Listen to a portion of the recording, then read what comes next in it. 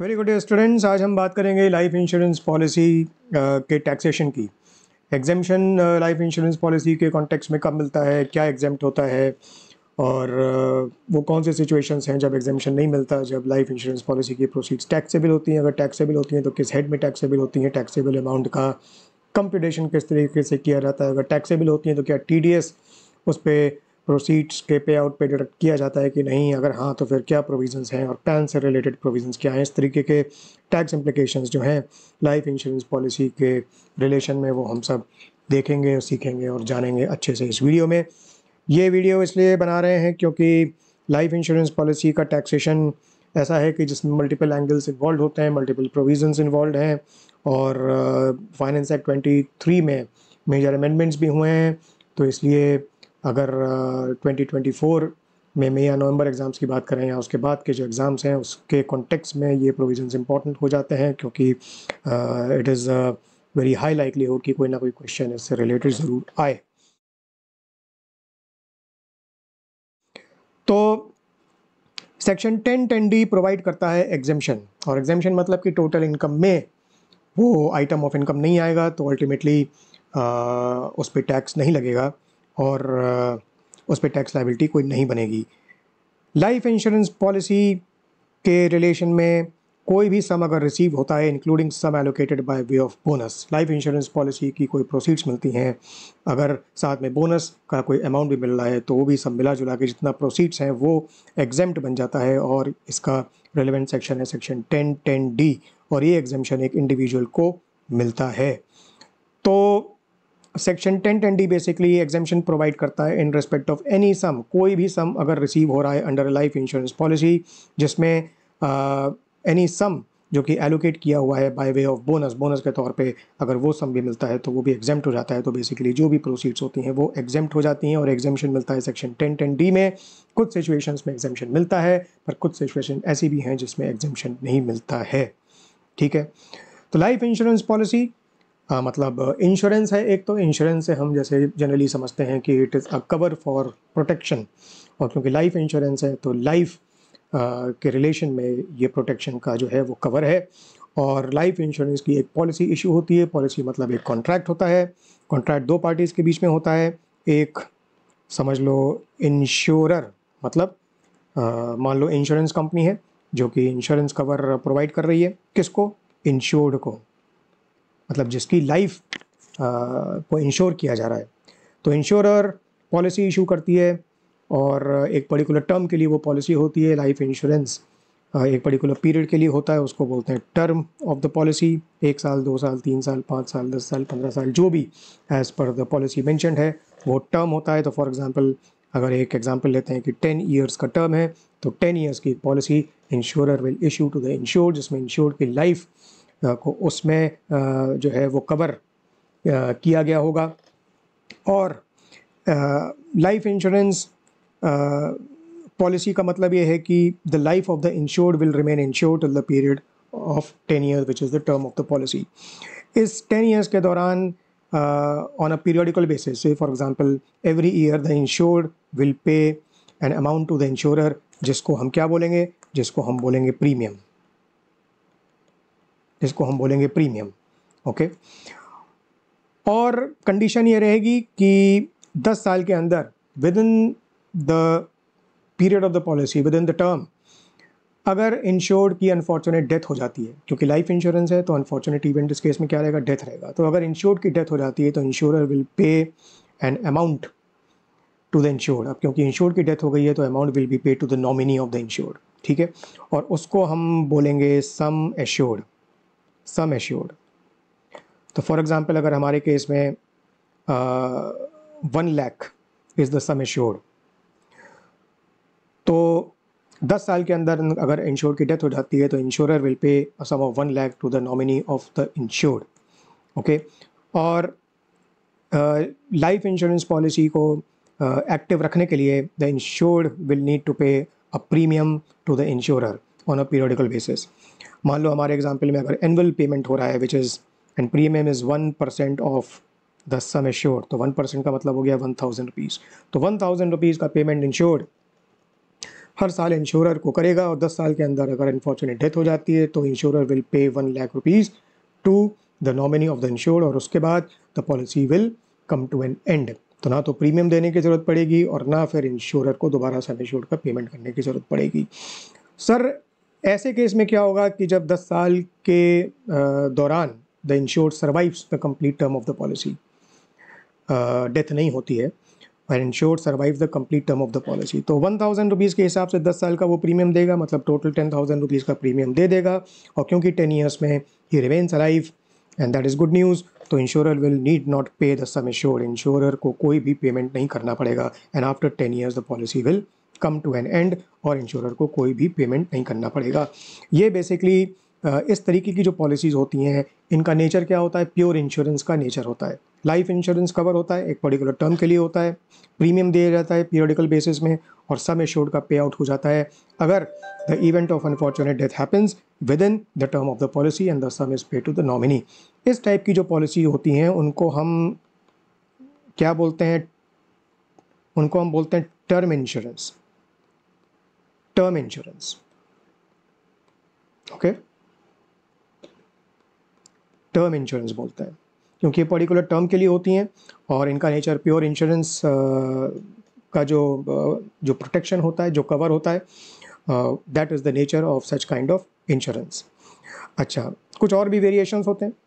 एक वेरिएशन होता है जिसमें इस केस में टर्म इंश्योरेंस में तो हमने देखा कि the nature of the cover is basically as a pure insurance.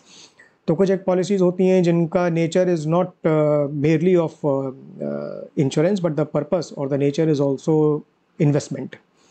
तो लोग क्या करते हैं, सेक्शन 1010D में उनको पता है कि सेक्शन 1010D के अंडर एग्जेम्पशन मिलता है, प्रोसीड्स जो भी मिलेंगी, तो जैसे 1 लाख का पेमेंट टर्म इंश्योरेंस के केस में इंश्योर्ड के नॉमिनी को हुआ तो नॉमिनी को कोई टैक्स नहीं देना पड़ेगा, टोटल इनकम का पार्ट नहीं बढ़ेगा क्योंकि सेक्शन 1010D में वो एग्जेम्पशन मिल जाएगा।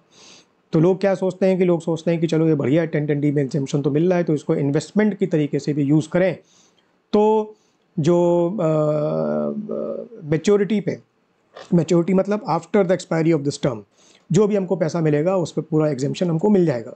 तो लोग सोचते हैं कि भाई इक्विटी शेयर्स में पैसा लगाएं तो बेचेंगे तो कैपिटल गेन लगेगा, उस पर टैक्स लगेगा, म्यूचुअल फंड पे रिडेम्पशन करेंगे तो टैक्स लगेगा, फिक्स डिपॉजिट पे लगाएंगे तो इंटरेस्ट मिलेगा, वो टैक्सेबल बन जाएगा, बॉन्ड्स खरीदेंगे तो इंटरेस्ट मिल जाएगा, वो टैक्सेबल बन जाएगा। तो इन्वेस्टमेंट अगर कुछ कर रहे हैं तो टैक्सेशन हो रहा है, 1010D का यूज़ क्यों ना करें टैक्स इम्प्लीकेशन से बचने के लिए, तो पूरा का पूरा प्रोसीड्स एग्जेम्प्ट हो जाएंगी। तो वो क्या करते हैं, वो करते हैं कि जैसे प्योर इंश्योरेंस के केस में, टर्म इंश्योरेंस के केस में हमने देखा कि प्रीमियम बहुत कम रहता है। इसके हमारे केस में एग्जांपल में क्या है, 1% ऑफ सम एश्योर्ड, 1000 रुपीज़ देना है और 1 लाख का सम एश्योर्ड है। अब कोई कह सकता है कि भाई ठीक है, हम आपको 1% ऑफ सम एश्योर्ड का प्रीमियम नहीं देंगे, हमसे आपको 20% ऑफ सम एश्योर्ड का प्रीमियम देंगे, तो premium will be too much, it will B high amount जो कि प्रीमियम पे करेंगे। तो 1 लाख के सम एश्योर्ड पे हम 20,000 का प्रीमियम आपको हर साल देंगे। अब ये 20,000 का प्रीमियम हम 10 ईयर तक आपको देते रहेंगे, 10 ईयर तक हम आपको देते रहेंगे। अब ये 20,000 इंश्योरर क्या करेगा, the insurance company will keep investing और will put all these amount whatever you pay over the period of 10 years in a fund, say in a fund, और वो फंड वो फर्दर कहीं इन्वेस्ट करेगी shares में या date में या इधर उधर इन्वेस्टमेंट एवेन्यूज़ में वो इन्वेस्ट करेगी, and your fund will continue to grow over the period of 10 years. तो 10 ईयर्स में टोटल तुम 20% के हिसाब से 20,000 के हिसाब से 2 लाख रुपए दे दोगे, और सपोज़ वो फंड वैल्यू आपकी 10 ईयर्स के बाद बन जाती है सपोज़ 5 लाख रुपीज़, 5 लाख की फंड वैल्यू बन जाती है।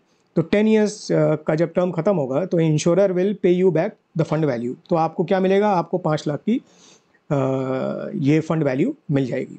आपकी अनफॉर्चुनेट डेथ नहीं होती है 10 ईयर्स के अंडर तो ये सम एश्योर्ड जो है ये लाइफ इंश्योरेंस से रिलेटेड 1 लाख ये नहीं मिलेगा, पर 5 लाख की फंड वैल्यू मिल जाएगी। अब 5 लाख की फंड वैल्यू मिल जाएगी तो तुम क्या बोलोगे कि भाई this means any sum received under a life insurance policy including sum allocated by way of bonus. मान लो 5 लाख की फंड वैल्यू बनी, ठीक है, और कंपनी ने कहा कि ठीक है भाई हम 20,000 एज बोनस और देंगे, तो 5,20,000 का टोटल पेमेंट कर देंगे, तो तुम क्लेम कर लोगे 5,20,000 as completely exempt under section 1010D। ये तो बढ़िया हो गया। अगर हम किसी और इन्वेस्टमेंट एवेन्यू में पैसा लगाते तो इस पर टैक्स लग जाता है, टोटल इनकम में हमारी ऐड हो जाता। पर अब 1010D का बेनिफिट मिल गया भाई पूरा का पूरा, तो 5,20,000 एग्जेम्प्ट हो गया। तो गवर्नमेंट ने कहा भाई ऐसे नहीं चलेगा। तो इस टाइप की जो इंश्योरेंस पॉलिसीज़ है which are not really only in the form of pure insurance but they are in the nature of investment, right, तो उस पर हम 1010D का एग्जामेशन नहीं देंगे, उस पर हम एग्जामेशन नहीं देंगे। ओके, तो इन पॉलिसीज़ को हम क्या बोलते हैं? एक्सेस प्रीमियम पॉलिसीज़ बोलते हैं। क्यों? क्योंकि इनका प्रीमियम बहुत ज़्यादा होता है। बहुत ज़्यादा क्यों होता है? क्योंकि प्योर इंश्योरेंस कवर नहीं है। प्योर इंश्योरेंस कवर अगर होगा तो प्रीमियम बहुत कम रहेगा। अगर प्रीमियम एक्सेस है, प्रीमियम अनरीजनेबली हाई है, तो इसका मतलब ये सिर्फ इंश्योरेंस के पर्पज़ से पॉलिसी नहीं ली गई है, ये इन्वेस्टमेंट के पर्पज़ से पॉलिसी ली गई है। तो एक्सेस प्रीमियम पॉलिसी पे गवर्नमेंट कहती है बॉस हम आपको एग्जेम्पशन नहीं देंगे। अच्छा, तीसरी टाइप की लाइफ इंश्योरेंस पॉलिसी होती है जिनको हम बोलते हैं की मैन इंश्योरेंस पॉलिसी। की मैन इंश्योरेंस पॉलिसी, की मैन, की मतलब इम्पॉर्टेंट। जनरली जो अगर कोई मान लो बिजनेस कर रहा है या कोई अगर एम्प्लॉयर है और उसका मान लो कोई एम्प्लॉई है जो कि बहुत इंपॉर्टेंट पोजीशन होल्ड करता है, या कोई बिज़नेस कर रहा है और उसके बिज़नेस में कोई मान लो CFO है या CTO है जो बहुत इंपॉर्टेंट है, और बिजनेसमैन सोचता है कि अगर इस बंदे की डेथ हो गई तो मेरे बिजनेस को काफ़ी सफ़र करना पड़ेगा, तो अपने आप को उस इवेंचुअलिटी के अगेंस्ट प्रोटेक्ट करने के लिए की मैन इंश्योरेंस पॉलिसी एम्प्लॉयर या बिजनेसमैन लेता है। उसका वो प्रीमियम पे करता है और उसका प्रीमियम उसको एज बिजनेस इनकम कंप्यूट करने में उसका डिडक्शन मिलता है उस प्रीमियम का, क्योंकि वो बिजनेस कर रहा है और बिजनेस के पर्पज से वो की मैन इंश्योरेंस पॉलिसी लेता है। की मैन इंश्योरेंस पॉलिसी मतलब to avail protection on the life of the key man और a very important person who is involve in the business. Okay, तो एम्प्लॉयर एम्प्लॉई के नाम पे ले सकता है या बिजनेसमैन किसी और के नाम पे ले सकता है। तो जब प्रीमियम पे करता है तो उसको PGBP इनकम कंप्यूट करने में डिडक्शन मिलता है, और जब की मैन इंश्योरेंस पॉलिसी के अंडर प्रोसीड्स मिलती हैं, ओके, फॉर एग्जांपल डेथ हो गई या डेथ नहीं हुई, पॉलिसी मैच्योर हो गई, ओके, और टर्म्स एंड कंडीशंस के हिसाब से आपको प्रोसीड्स मिल रही हैं की मैन इंश्योरेंस पॉलिसी में, तो वो टैक्सेबल बन जाती हैं, क्योंकि वो बिजनेस पर्पस के लिए ली गई ना, तो वो टैक्सेबल बन जाती हैं। तो प्रीमियम का डिडक्शन मिल जाता है और प्रोसीड्स टैक्सेबल बन जाती हैं। तो ये एक तीसरा वेरिएशन होता है की मैन इंश्योरेंस पॉलिसी। तो हमने क्या देखा? एक तो हमने देखा टर्म इंश्योरेंस जो कि नॉर्मली प्योर इंश्योरेंस का होता है कवर, उसका पर्पस होता है इंश्योरेंस ऑन द लाइफ। एक होता है जिसका nature is in the form of investment, उसका नेचर होता है इन्वेस्टमेंट के तौर पर। और तीसरा हमने देखा की मैन इंश्योरेंस पॉलिसी। अब इन तीन वेरिएशंस को लेकर अब चलो मैं तुमको बताता हूँ कि हम देखते हैं कि इनका टैक्सेशन किस तरीके से होता है। तो इस टेबल में टैक्सेबिलिटी दी हुई है। अब देखो, लाइफ इंश्योरेंस पॉलिसी किस टाइप की है? डेथ के केस में अगर सम रिसीव हो रहा है, ओके, क्योंकि लाइफ इंश्योरेंस है, डेथ होगी तो सम एश्योर्ड मिलेगा। और डेथ का केस नहीं है तो किस सिचुएशन में हमको प्रोसीड्स मिल सकती हैं? या तो term is complete, term is complete मतलब पॉलिसी मैच्योर हो गई, तो मैच्योरिटी के टाइम पे जो भी टर्म्स एंड कंडीशंस के हिसाब से, पॉलिसी के हिसाब से जो पैसा मिल रहा होगा वो प्रोसीड्स मिल जाएंगी। बोनस अगर है तो बोनस भी साथ में एलोकेट हो जाए होगा और वो भी साथ में मिल जाएगा। या मैच्योरिटी के पहले, ओके, एक पर्टिकुलर मिनिमम वेटिंग पीरियड के बाद as per the terms and conditions of the policy surrender भी कर सकते हैं। सरेंडर भी कर सकते हैं कि भाई 10 साल हम वेट नहीं कर सकते, और तो मान लो 7वें साल या 8वें साल हम सरेंडर कर रहे हैं, तो उस समय जो सरेंडर वैल्यू होगी वो एक पर्टिकुलर हिसाब से कंप्यूट की जाती है as per the terms of the policy, वो कंप्यूट करके और वो प्रोसीड्स हमको मिल जाती हैं। तो all these proceeds are received otherwise than on death. तो अब देखो, अगर की मैन इंश्योरेंस पॉलिसी है, अगर की मैन इंश्योरेंस पॉलिसी है तो वो टैक्सेबल रहेगी। अगर की मैन की डेथ हो जाती है तो बिजनेसमैन या एम्प्लॉयर को, एम्प्लॉयर भी तो बिजनेसमैन है, तो बेसिकली बिजनेस जो चला रहा है उसको प्रोसीड्स मिलती हैं तो वो टैक्सेबल रहेगी, और मैच्योरिटी या सरेंडर के केस में भी प्रोसीड्स टैक्सेबल बन जाएंगी। डेथ हो या ना हो, proceeds from key man insurance policy are always taxable. Premium payment is allowed as a deduction. Excess premium policy, जैसा हमने ऊपर देखा था कि एक्सेसिव प्रीमियम पे किया जाता है because the person wants to treat the policy as a mode of investment. तो गवर्नमेंट कहती है भाई इस पे किस बात का exemption, we will treat this at par with other investments and we will tax the proceeds. तो एक्सेस प्रीमियम पॉलिसी पे जो प्रोसीड्स मिलती हैं वो टैक्सेबल होती हैं, लेकिन इस केस में एक रिलीफ है। अगर डेथ हो जाती है और डेथ होने पर जो इंश्योरर प्रोसीड्स का पेमेंट करता है वो एग्जेम्प्ट रहती हैं। तो रिलीफ डेथ के केस में मिलता है। अगर डेथ का केस नहीं है तो टैक्सेबल हो जाती है। एक्सेस प्रीमियम पॉलिसी की बात कर रहे हैं। अगर और कोई पॉलिसी है तो वो एग्जेम्प्टेड रहती है, चाहे वो डेथ का केस हो, चाहे वो डेथ का केस ना हो। ठीक है, मतलब अगर एक्सेस प्रीमियम नहीं है, अगर रीजनेबल प्रीमियम दिया जा रहा है, एक लिमिट के अंडर प्रीमियम दिया जा रहा है, तो वो एक्सेस प्रीमियम पॉलिसी नहीं बनेगी। तो ऐसे केस में वो कंप्लीटली एग्जेम्प्ट रहती है। ठीक है, तो ये बेसिकली टैक्स इंप्लीकेशंस रहती हैं। की मैन इंश्योरेंस पॉलिसी जैसा हमने ऊपर देखा कि एक इंपॉर्टेंट पर्सन के नाम पे पॉलिसी ली जाती है। तो देखो इसकी मीनिंग क्या है अंडर द लॉ।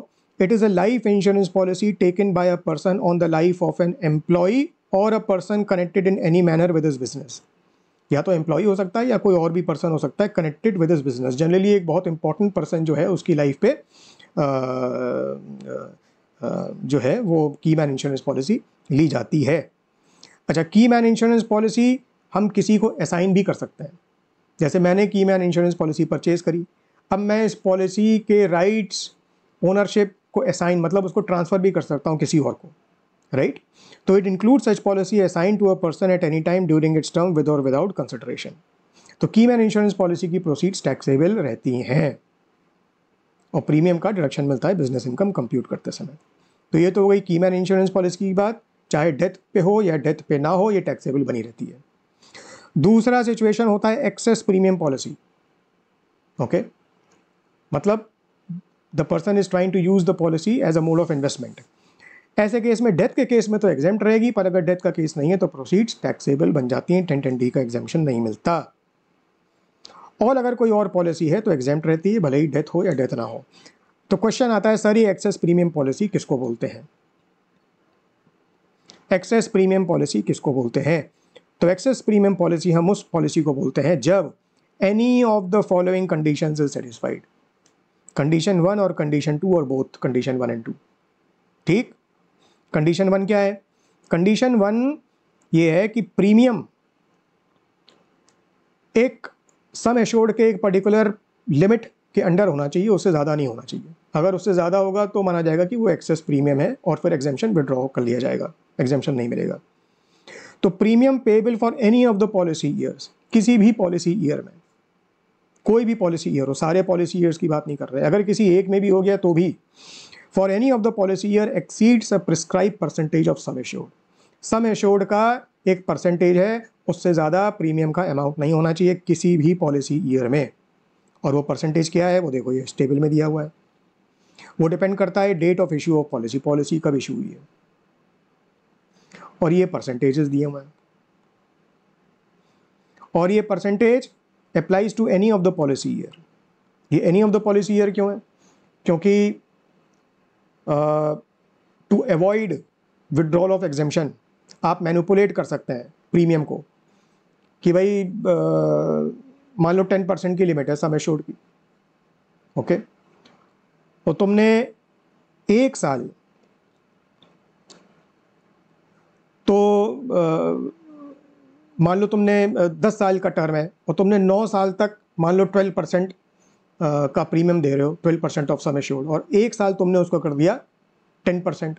अब तुम कहो कि पूरे 10 के 10 साल 10% से ज़्यादा नहीं था, एक साल तो 10% से ज़्यादा नहीं था क्योंकि 10% था, तो एग्जेम्पशन विड्रॉ नहीं कर सकते, 1010D का एग्जेम्पशन मिलेगा। तो ऐसी चीज़ों को कैप्चर करने के लिए गवर्नमेंट ने कहा कि नहीं भाई, सारे पॉलिसी ईयर में ये थ्रेशोल्ड से एक्सीड करे ये ज़रूरी नहीं है। किसी एक भी साल में, किसी एक या उससे ज़्यादा पॉलिसी ईयर में अगर ये एक्सीड कर जाता है तो पूरा का पूरा प्रोसीड्स टैक्सेबल कर दिया जाएगा, कुछ भी एग्जेम्पशन नहीं मिलेगा, एक पैसे का एग्जेम्पशन नहीं मिलेगा। तो इसलिए कंट्रोल है, इस मैनिपुलेशन को कंट्रोल करने के लिए बोला गया है कि any of the policy year. Okay, मतलब किसी भी पॉलिसी ईयर में इस थ्रेशोल्ड को ब्रीच नहीं करना चाहिए, वरना एग्जेम्पशन विड्रॉ हो जाएगा। तो परसेंटेज क्या है? 1 अप्रैल 2003 से 31 मार्च 2012 के बीच में अगर पॉलिसी इशू हो रही है, इस डेट से लेकर इस डेट तक, तो 20% से एक्सीड नहीं करना चाहिए premium, 20% of sum assured for any of the policy year. अगर करेगा तो 1010D में कोई एग्जेम्पशन नहीं मिलेगा, कंप्लीट टैक्सेशन। इसके बाद 1 अप्रैल 2012 से 31 मार्च 2013, मतलब फाइनेंशियल ईयर 2012-13 की बात हो रही है। 20% को घटा दिया गया है 10%। थोड़ा और कंट्रोल को बढ़ाया गया, मतलब 20% था, अब 20% कर दिया गया 10%, मतलब 10% से ज़्यादा अब नहीं हो सकता। ओके, गवर्नमेंट को रियलाइज़ हुआ कि भाई ये 20% तो बहुत ज़्यादा है। 20% में तो ऐसी बहुत सारी पॉलिसीज़ आ रही हैं जिसमें प्रीमियम बहुत ज़्यादा हाई है, 20% तक है, उसको भी हम एग्जाम कर रहे हैं। तो गवर्नमेंट ने बोला नहीं, तो ये तो बहुत ज़्यादा है, 10% ठीक है, तो 10% ले आइए। ओके, और उसके बाद से अभी तक 10% ही है। तो बेसिकली अगर 1 अप्रैल 2012 या उसके बाद की पॉलिसी अगर इशू हो रही है तो तुमको 10% का थ्रेशोल्ड मान के चलना है। 10% से अगर एक्सीड कर गया तो 1010D का एग्जाम्पशन नहीं मिलेगा, पूरा अमाउंट बोनस के सहित पूरा का पूरा अमाउंट टैक्सेबल कर दिया जाएगा। ओके, एक केस में 15% है लिमिट, और वो है जब 1 अप्रैल 2013 के बाद पॉलिसी इशू हो रही है और जो इंश्योर्ड है, जिसकी लाइफ इंश्योर हो रही है, he is a person with disability और severe disability, refer under section 80U chapter VIA, deduction from gross total income. अगर तुमने पढ़ा है तो सेक्शन 80U है जहाँ पर डिडक्शन मिलता है इन केस ऑफ डिसेबिलिटी और सीवियर डिसेबिलिटी। अगर वो केस है, if the insured is such person, या सफरिंग फ्रॉम अ डिजीज और element specified under 80DDB, 80DDB का भी डिडक्शन मिलता है। Okay, for specified medical treatments.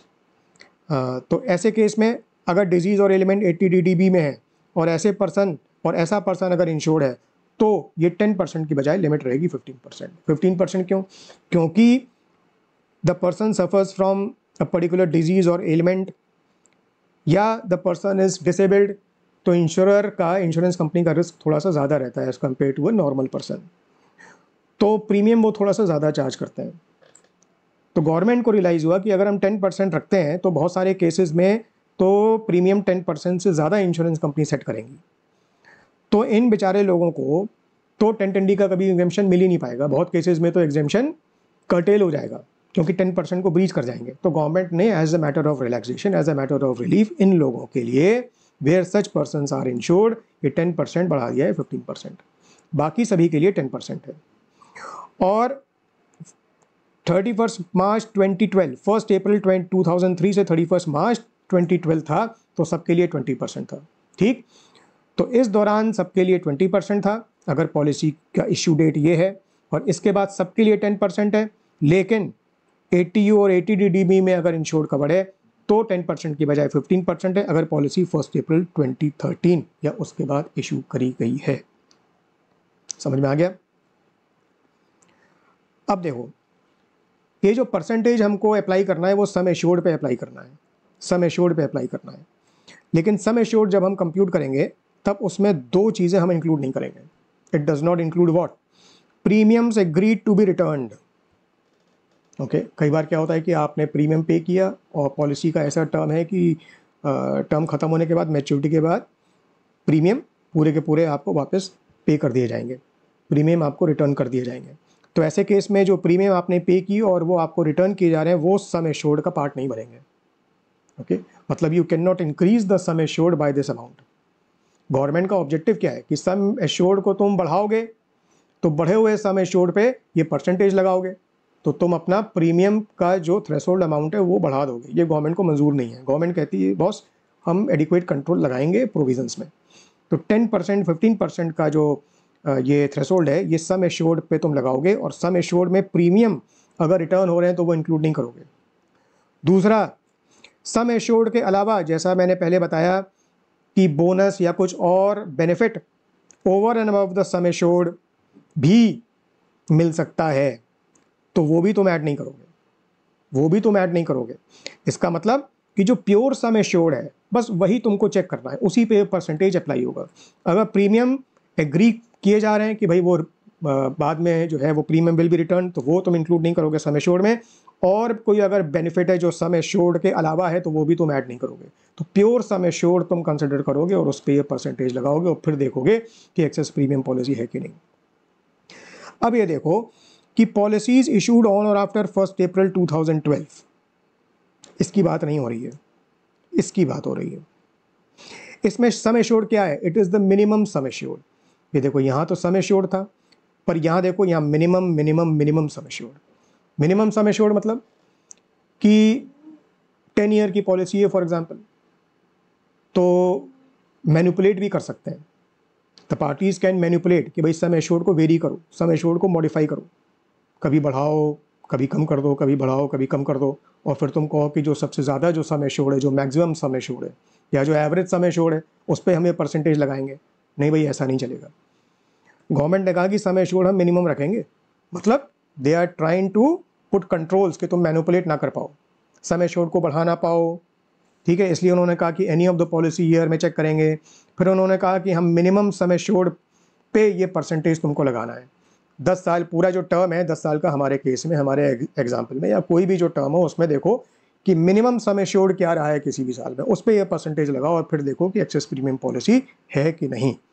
तो अगर ये कंडीशन सेटिस्फाई हो रही है, premium payable for any of the policy year exceeds this percentage, then condition 1 is satisfied and the policy becomes excess premium policy, और 1010D का एग्जेम्पशन बिल्कुल नहीं मिलेगा, पूरा अमाउंट टैक्सेबल कर दिया जाएगा।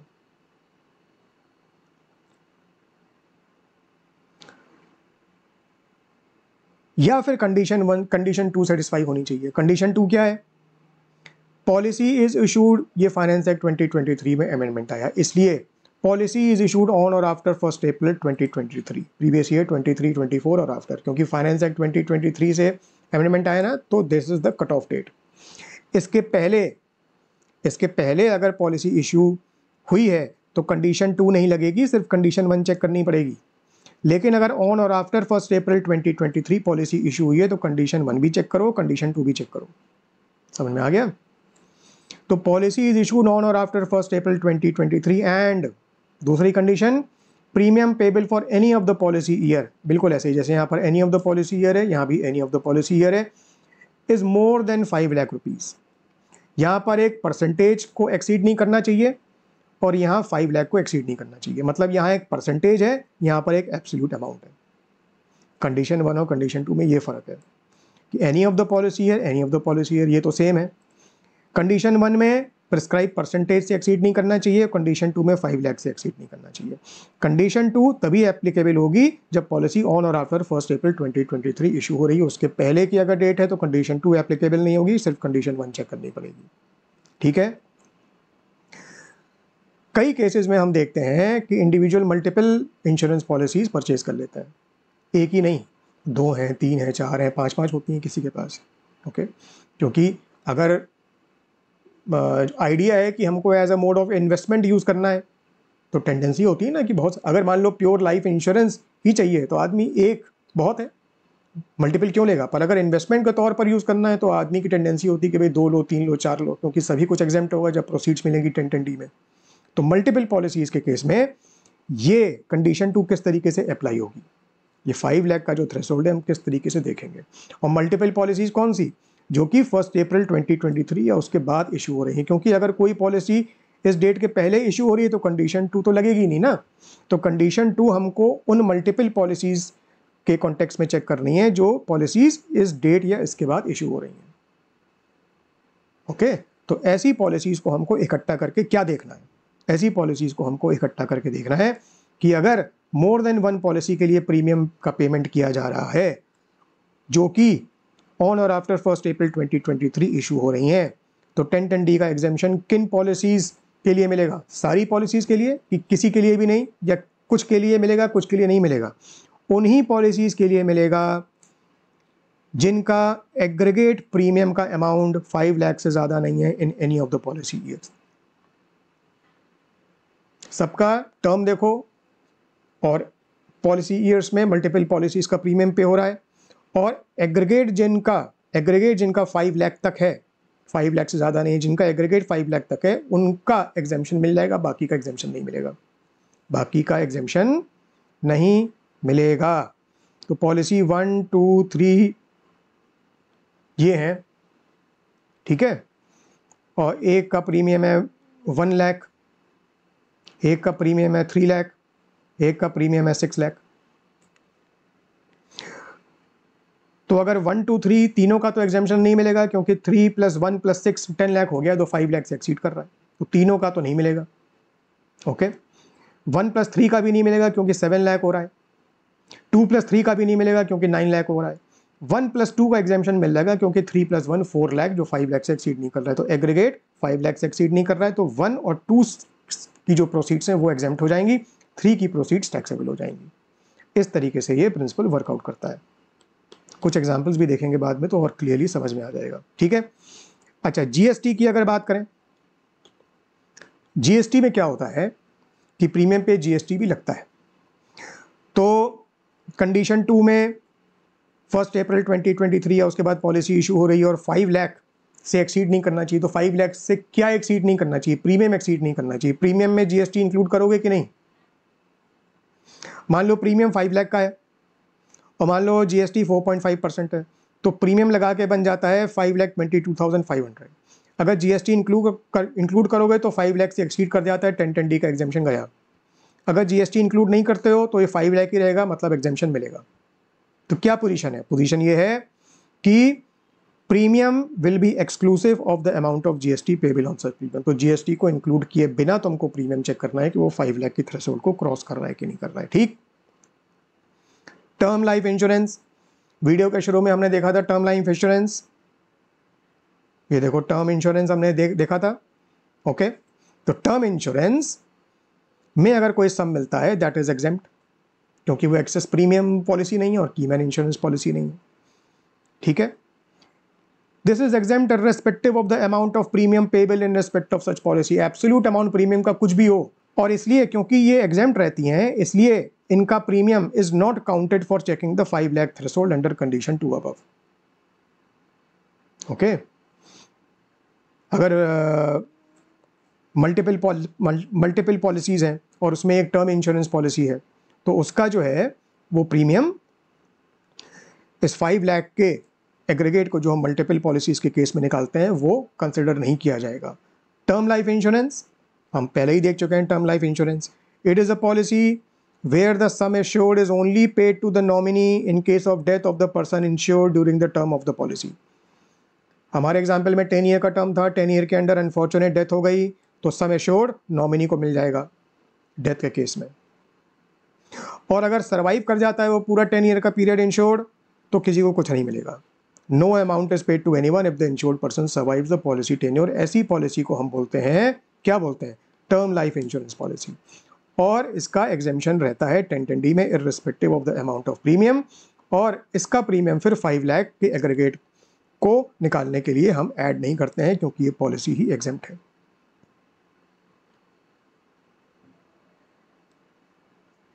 ठीक है, अगर 1010D का एग्जेम्पशन नहीं मिलेगा, अच्छा ये कुछ टैक्स ट्रैप्स हैं जिसमें हम जनरली मिस्टेक करते हैं, कुछ तो हम ऑलरेडी डिस्कस कर चुके हैं, जो पॉइंट्स हम डिस्कस नहीं कर चुके हैं वही मैं अभी बताता हूं तुम्हें। अगर 1010D में एग्जेम्पशन नहीं है मतलब टैक्सेबल है, तो पूरा अमाउंट टैक्सेबल रहेगा।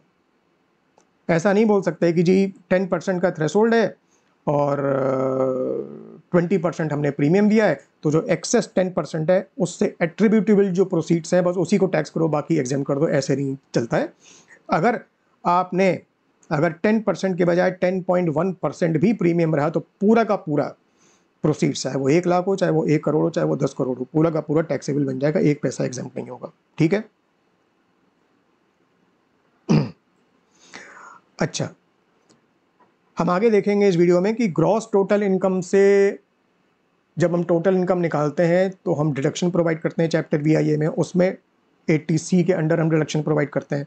तो लाइफ इंश्योरेंस प्रीमियम का डिडक्शन 80C में मिलता है, और 80C में जो डिडक्शन मिलता है वो भी इसी लिमिट तक मिलता है सेम। मान लो अगर करंट प्रीवियस ईयर में हमने पॉलिसी खरीदी है, पॉलिसी हमको इशू हुई है और नॉर्मल केस है हमारा, और मान लो 15% का हमने सम एश्योर्ड का प्रीमियम भरा है, तो 10% ऑफ सम एश्योर्ड तक का डिडक्शन 80C में मिलेगा, बाकी जो एक्सेस 5% है उसका नहीं मिलेगा। यही 1010D और 80C में फ़र्क है। 1010D में तो पूरा का पूरा अमाउंट टैक्सेबल हो जाएगा, एक पैसे का एग्जेम्पशन नहीं मिलेगा, पर 80C का डिडक्शन 10% तक मिलेगा, एक्सेस का नहीं मिलेगा पर इस लिमिट तक मिलेगा। ठीक है, की मैन इंश्योरेंस पॉलिसी जैसा हमने देखा, जो प्रोसीड्स होती हैं चाहे डेथ के केस में हो चाहे डेथ के केस में ना हो, टैक्सेबल रहती है, कंप्लीटली टैक्सेबल रहती है, एग्जेम्पशन बिल्कुल भी नहीं मिलता है। तो अगर एम्प्लॉयर है, बिजनेस कर रहा है और उसने की मैन इंश्योरेंस पॉलिसी ली है और प्रोसीड्स उसको मिली हैं, तो अंडर पीजीबीपी हेड उसका टैक्सेशन होगा। ओके, अगर मान लो policy has been assign to someone, अगर एम्प्लॉय को असाइन हो गई हैं और फिर एम्प्लॉय को बाद में उसकी प्रोसीड्स मिली हैं, तो profits in lieu of salary, salary के हेड में एम्प्लॉय के हैंड्स में टैक्सेशन होता है। अगर वो एम्प्लॉय नहीं है तो फिर उसके हैंड्स में आईएफओएस हेड में टैक्सेशन रहेगा। ठीक है, हमने ये भी देखा कि एक्सेस प्रीमियम पॉलिसी डेथ के केस में एग्जेम्प्ट होती है पर बाकी केसेस में टैक्सेबल होती है। तो सर ये किस हेड में टैक्सेबल होगी, फिर ये किस हेड में टैक्सेबल होगी एक्सेस प्रीमियम पॉलिसी? तो ये आईएफओएस हेड में टैक्सेबल होती है। सेक्शन है 56(2)(13) और ये भी फाइनेंस एक्ट 2023 में इंट्रोड्यूस हुआ है। इसका अभी हम कुछ समय बाद डिस्कशन करेंगे। एक चीज़ जो नोट कर लो, सेक्शन 10(10)(d) में एक टाइप की और पॉलिसी है जिसमें एग्जेम्पशन नहीं मिलता, उसको बोलते हैं high premium unit linked insurance plan, high premium ULIP. लेकिन हाई प्रीमियम यूलिप के प्रोविजन सीए इंटरमीडिएट के लिए रेलेवेंट नहीं है, फाइनल के लिए रेलेवेंट है। इसलिए हमारे अभी तक के डिस्कशन में और फ्यूचर डिस्कशन में भी ये हाई प्रीमियम यूलिप कवर्ड नहीं है, ना तो इनका एग्जेम्पशन ना इनकी टैक्सेबिलिटी। ठीक है, अब हम कुछ इलस्ट्रेशंस देखेंगे। चलो, mister Z has taken a life insurance policy and this is the only policy that he has. Determine whether the sum received in respect of such policy will be taxable in the following cases. और कुछ cases में कुछ assumptions हैं, cases 4, 5, 7 में। जब हम इन cases पे आएंगे तब हम उनको देखेंगे। Case 1, date of issue 1 April 2006, sum assured 50 lakh, annual premium 50,000 और सम रिसीव्ड ऑन मैच्योरिटी। तो 1 April 2006 है, इसका मतलब कंडीशन 1, अच्छा कंडीशन 2 तो अप्लाई नहीं होगी क्योंकि 1 April 23 है, उसके बाद का इशू नहीं है, तो कंडीशन 1 अप्लाई होगी। Condition 1, prescribe percentage of sum assured से प्रीमियम एक्सीड नहीं करना चाहिए। 1 April 2006 का इशू है, मतलब 20% थ्रेशोल्ड है।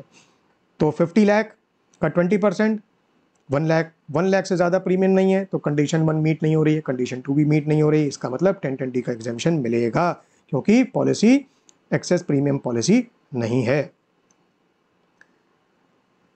केस नंबर 2, 1 May 2023 का इशू है, इसका मतलब 1 April 2023 या उसके बाद का इशू है। ठीक है, कंडीशन 2 के लिए, तो कंडीशन 2 भी चेक करनी पड़ेगी। अब sum assured 30 lakh, annual premium 2 lakh है, सम रिसीव्ड ऑन मैच्योरिटी। तो कंडीशन 1 10% की थ्रेशोल्ड है, तो 30 लाख का 10% 3 लाख, तो 2 लाख 3 लाख से ज़्यादा नहीं है, तो कंडीशन 1 में एक्सेस प्रीमियम पॉलिसी नहीं है। कंडीशन 2 में 5 लाख से ज़्यादा नहीं है, यह अमाउंट 2 लाख है, तो इसलिए कंडीशन 2 भी नहीं लग रही, तो इसलिए 10(10)(d) में एग्जेम्पशन मिलेगा।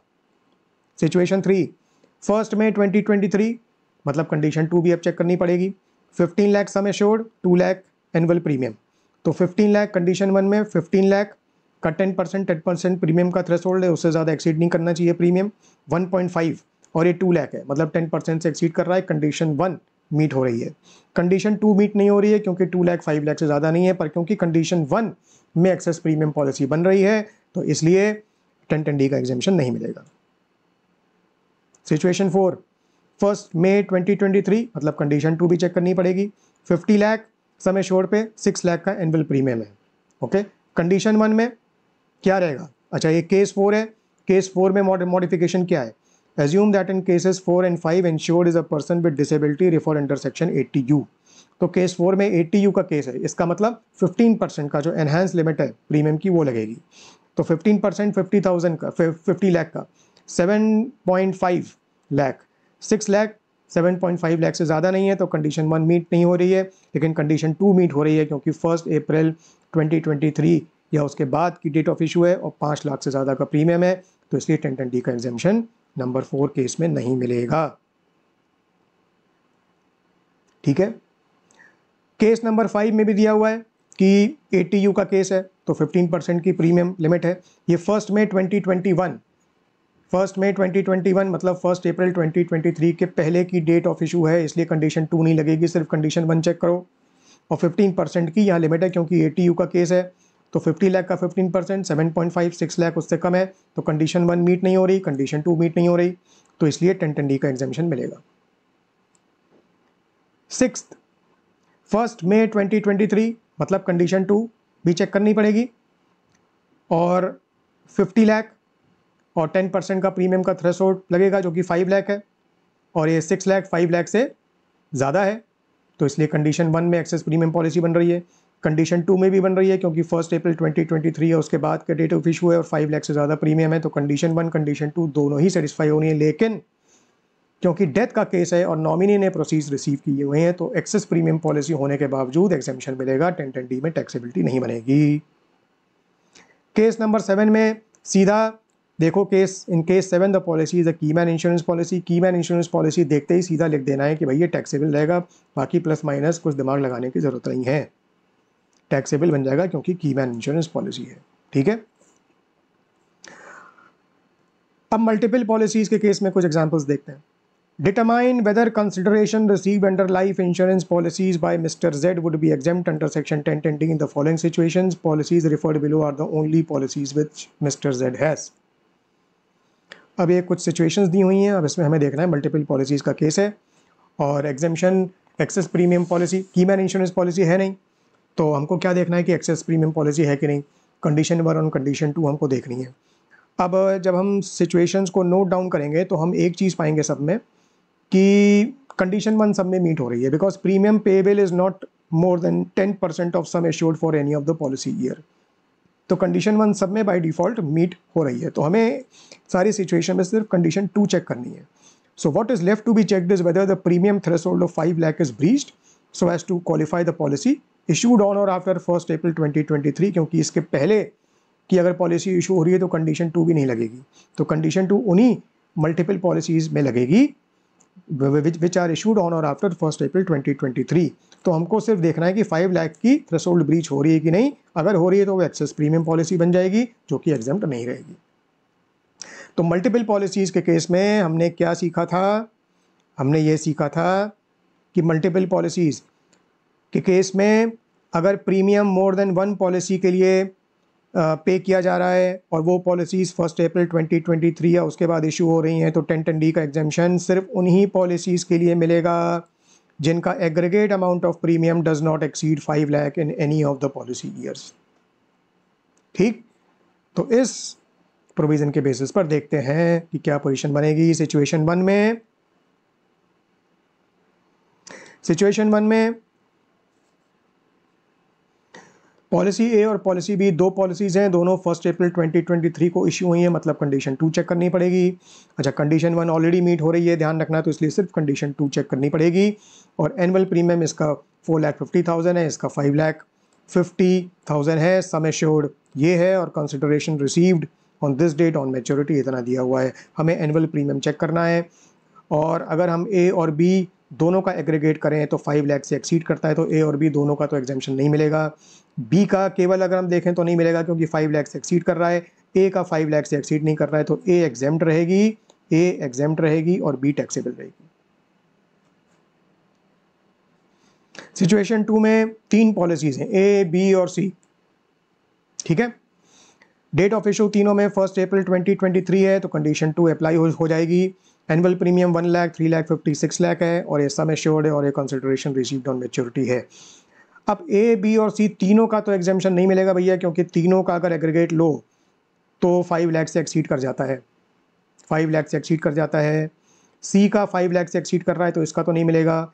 ए और बी अगर एग्रीगेट करो तो 1 लाख और 3 लाख 50 मतलब 4 लाख 50 बन जाता है ए और बी टोटल एग्रीगेट, जो 5 लाख से एक्सीड नहीं कर रहा है। इसका मतलब ए और बी के रिलेशन में एग्जेम्पशन मिल जाएगा 1010D का, सी में टैक्सेबल बन जाएगा। सिचुएशन 3 में 4 पॉलिसीज हैं, एक्स, ए, बी और सी। एक्स 1 अप्रैल 2023 के पहले इशू हो रही है, 1 अप्रैल 2022, इसका मतलब कंडीशन 2 नहीं लगेगी। कंडीशन 1 तो पहले ही नहीं लगेगी, हम क्वेश्चन के शुरू में देख चुके हैं, क्योंकि सारी सिचुएशन है वो कंडीशन 1 की मीट नहीं हो रही हैं। तो कंडीशन 1 में एक्सेस प्रीमियम पॉलिसी नहीं है, कंडीशन 2 में ये नहीं लगेगा, तो एक्स बेसिकली क्या रहेगा, 1010D में एक्स विल बी एग्जेम्प्ट। ठीक है, अब बचा ए, बी और सी। तो ए, बी और सी तीनों का हम एग्जेम्पशन क्लेम नहीं कर सकते क्योंकि तीनों का एग्रीगेट प्रीमियम 5 लाख से एक्सीड कर जाएगा। सी का नहीं कर सकते क्योंकि 5 लाख से एक्सीड कर रहा है। ए और बी का कर सकते हैं, क्योंकि 4,50,000 है जो 5 लाख से एक्सीड नहीं कर रहा। इसका मतलब एक्स एग्जेम्प्ट रहेगा, क्योंकि कंडीशन 1 कंडीशन 2 दोनों ही सेटिस्फाई नहीं हो रही हैं, और ए और बी भी दोनों एग्जेम्प्ट रहेंगे, क्योंकि 5 लाख से ज़्यादा एग्रीगेट नहीं बन रहा है, तो कंडीशन 2 मीट नहीं हो रही है। तो एक्स, ए और बी एग्जेम्प्ट रहेंगे और सी टैक्सेबल बन जाएगा। सिचुएशन 4, इसमें X, A, B, C 4 policies हैं और चारों की चारों 1 अप्रैल 2023 या उसके बाद इशू हो रही हैं, लेकिन एक्स 1 साल पहले है और बाकी ए, बी, सी 1 साल बाद इशू हो रही हैं। Annual premium, sum assured, consideration, सारी पॉलिसीज़ में ये लिखा हुआ है। और लिखा हुआ है mister Z would like to claim consideration under policy X as exempt. तो एक्स सबसे पहले मैच्योर हो रही है और मिस्टर जेड ने कहा है कि भाई हम इसके रिलेशन में हम 1010D में एग्जेम्पशन क्लेम कर लेंगे। अब बाकी ए, बी, सी में क्या रहेगा? एक्स के रिलेशन में एग्जेम्पशन क्लेम कर सकते हैं, क्योंकि कंडीशन 1 मीट नहीं हो रही है और ये भी 5 लाख से ज़्यादा प्रीमियम नहीं है और एक्स में एग्जेम्पशन क्लेम किया जा रहा है। तो 5 लाख जो एग्रीगेट है उसमें 4,50,000 तो मिस्टर जेड ने एग्जॉस्ट कर लिया पॉलिसी एक्स के अंडर। और ये 5 लाख का जो एग्रीगेट है, this should not exceed this amount in any of the policy years for all these multiple policies. तो बहुत सारे प्रीवियस ईयर्स ऐसे हैं जिसमें ओवरलैप है इन चारों पॉलिसीज़ में और एक साथ प्रीमियम दिए जा रहे हैं। तो 4,50,000 अब अगर यहाँ पर एग्जॉस्ट पहले ही कर लिया गया है एग्जेम्पशन क्लेम करके, तो कितना बचा? 50,000 बचा। और 50,000 तक के प्रीमियम वाली कोई पॉलिसी ही नहीं है। तो एक्स के साथ कोई भी ए, बी या सी में से 1 और मोर पॉलिसीज़ कंबाइन कर दोगे तो 5 लाख से ऊपर निकल जाएगा। तो इसलिए सिर्फ एक्स का एग्जेम्पशन क्लेम किया जा सकता है। ए टैक्सेबल बन जाएगा, बी टैक्सेबल बन जाएगा, सी टैक्सेबल बन जाएगा। ठीक है। सिचुएशन 5 में 2 पॉलिसीज है बस, एक्स और A. Date of issue 1 April 23, 1 April 2034। Annual premium 5 lakh 5 lakh, दोनों में ही 5 लाख से एक्सीड नहीं कर रहा। Previous years for which premium is paid, ये 23 24 से 33 34, ये 34 35 से 47 48, और ये सम एश्योर्ड है और ये कंसिडरेशन रिसीव्ड है। अब इसमें नोट करो कि प्रीमियम पेइंग टर्म जो है वो इसका बिल्कुल अलग है और इसका बिल्कुल अलग है और दोनों में कोई ओवरलैप नहीं है। तो 5 लाख का हमको एग्रीगेट जब कंप्यूट करेंगे, the aggregate for any of the policy previous years, तो any of the policy previous years में देखोगे तो इस पीरियड के दौरान 5 लाख बन रहा है और इस पीरियड के दौरान भी 5 लाख बन रहा है। 5 लाख को ऐड मतलब 10 लाख करने की कभी ज़रूरत ही नहीं पड़ेगी, क्योंकि कोई भी प्रीमियम पेइंग टर्म एक्स या ए का ओवरलैप ही नहीं हो रहा है। तो इसलिए एक्स भी एग्जेम्प्ट रहेगा क्योंकि 5 लाख से एक्सीड नहीं कर रहा, और ए भी एग्जेम्प्ट रहेगा क्योंकि 5 लाख से एक्सीड नहीं कर रहा। दोनों पॉलिसीज का प्रोसीड्स 1010D में एग्जेम्प्ट रहेगा। सिचुएशन 6, इस केस में 5 पॉलिसीज हैं, एक्स, वाई, ए, बी और सी। एक्स वाई 1 अप्रैल 2023 को इशू हुई और उसके 1 साल बाद 1 अप्रैल 2024 को ए, बी और सी इशू हो रही हैं। एनुअल प्रीमियम है, सम एश्योर्ड है। एक्स मैच्योरिटी के पहले सरेंडर कर दी गई है 2033 को, और बाकी Y, A, B, C maturity पे सरेंडर करी गई हैं और ये सब कंसिडरेशन मिल रहा है। Mister Z would like to claim consideration under policies X and Y as exempt. तो मिस्टर जेड क्या कह रहे हैं कि भाई एक्स और वाई दोनों का हम एग्जेम्पशन क्लेम कर लेंगे। तो 2 लाख और 2 लाख, ये 4 लाख से रिलेटेड 5 लाख की जो लिमिट है उसमें तो 4 लाख तो एग्जॉस्ट कर लिए मिस्टर जेड ने। अब 5 लाख का एग्रीगेट हम देखेंगे for any of the policy previous years, for any of the previous years. तो एक्स, वाई, ए, बी, सी का जो उन्हीं पॉलिसीज़ का एग्जेम्पशन मिलेगा जिसमें एग्रीगेट 5 लाख से ज़्यादा नहीं है। तो 4 लाख तो ये पहले ही एग्जेम्पशन मिल गया। अब बचा 1 लाख। 1 लाख से ज़्यादा ही हैं ये सब प्रीमियम। तो ए, बी या सी या इनमें से 1 और मोर कोई भी पॉलिसी कंबाइन कर दोगे एक्स और वाई के साथ जिसका एग्जेम्पशन ऑलरेडी लिया जा चुका है, तो 5 लाख को ब्रीच कर जाएगा। तो एक्स, वाई का ही एग्जेम्पशन लिया जा सकता है, ए, बी और सी का एग्जेम्पशन नहीं लिया जा सकता। ये तीनों पॉलिसीज टैक्सेबल बन जाएंगी। टैक्स बुक प्लस प्रैक्टिस में ये सारे क्वेश्चन सॉल्व करो। क्वेश्चंस नंबर्स ये हैं, कुछ एमसीक्यूज भी हैं, ये सारे सॉल्व करो। और कोई प्रॉब्लम हो, ज़रा सी भी कोई डाउट हो, कुछ भी पूछना हो तो कमेंट बॉक्स में टाइप करके मुझे बताओ। मेरे व्हाट्सएप नंबर और टेलीग्राम नंबर है, मुझको फ़ोन करके या मुझको लिख के पूछ सकते हो। अब हम चलते हैं आगे के टॉपिक की तरफ। अब हम चलते हैं IFOS हेड में। IFOS हेड में क्यों आए हैं? क्योंकि देखने के लिए कि आईएफओएस हेड में ऐसा क्या है जो टैक्सेबल होता है लाइफ इंश्योरेंस पॉलिसी के केस में। तो जैसा हम ऑलरेडी देख चुके हैं अपने डिस्कशन में अभी तक, की मैन इंश्योरेंस पॉलिसी का जहाँ तक सवाल है, हमने देखा कि चाहे डेथ हो या डेथ ना हो वो टैक्सेबल रहता है। और हमने देखा कि अगर एम्प्लॉयर ने जो बिज़नेस कर रहा है उसने की मैन इंश्योरेंस पॉलिसी ली हुई है और उसको पैसा मिलता है तो वो पीजीबीपी हेड में टैक्सेबल होता है। अगर एम्प्लॉई जिसको पॉलिसी असाइन कर दी गई है उसको पैसा मिल रहा है तो वो अंडर द हेड सैलरीज उसके हैंड्स में टैक्सेबल हो जाता है। और अगर कोई और पर्सन है जिसके हैंड्स में ये सम इज़ बीइंग रिसीव पैसा मिल रहा है तो वो आईएफओएस हेड में टैक्सेबल हो जाता है पूरा का पूरा की मैन इंश्योरेंस पॉलिसी। ठीक है, ये तो हुई की मैन इंश्योरेंस पॉलिसी के बाद हाई प्रीमियम यूलिप। हम ऑलरेडी देख चुके हैं कि ये सीए इंटरमीडिएट सिलेबस का पार्ट नहीं है, इसलिए हमारे डिस्कशन से ये बाहर है। अब आते हैं एक्सेस प्रीमियम पॉलिसी।